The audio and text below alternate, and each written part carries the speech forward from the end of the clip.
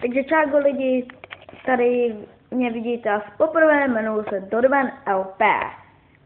Teď mě vidíte jako první na tady té kameře, s tady tím videem jsem chtěl otevřít můj nový kanál Dorban LP.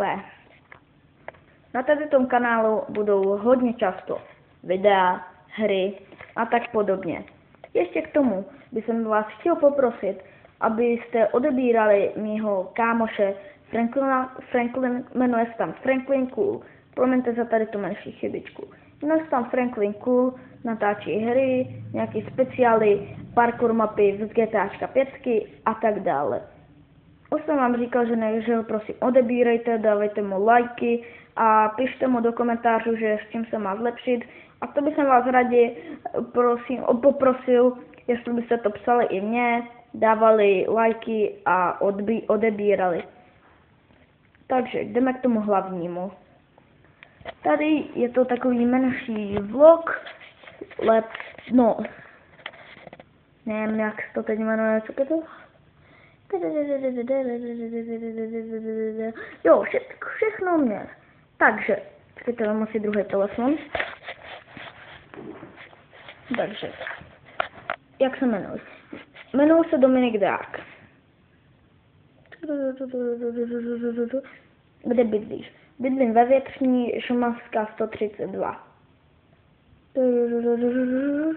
Kdo je tvůj nejlepší kámoš? Můj kámoš je Franklin Cool, neřeknu jeho jméno, protože by si to asi hodně nepřál. A je to prostě nejlepší člověk na světě. A ještě k tomu jeden klub, který se jmenuje Sivak 123, ale ten není na YouTube. Já vám si ho dělám. Takže, jak jsem se dostal k YouTube?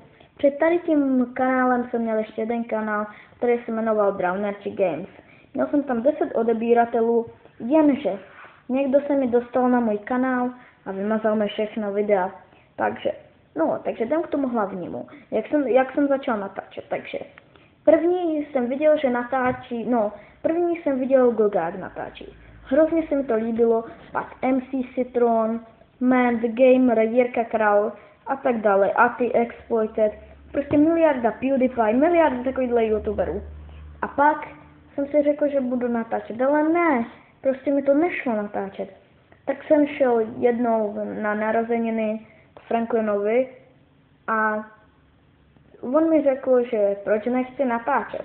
Já řeknu, zkouším to, ale nejde mi to. A on mi tady to řekl, vyzkoušej se zamyslet a toč. Dobře, tak jsem začal točit a teď mě vidíte tady. Dobře, další otázka. Jo, kolik mám let? Je mi 11 let. Dobře. A teď už bych to chtěl točit, protože počkejte chvilku. Točíme už 3 minuty a vlogy nebývají takhle dlouhý. Takže pod tady to natočím unboxing, protože mi došly nový sluchátka. A tak sluchátka ne, ale takový menší papírek mi se někdo hodil, že jsem iluminát. Takže se těšte pod tady tom videjku o videjku iluminát. Jsem iluminát, tak já s váma loučím a čau, užívejte si život.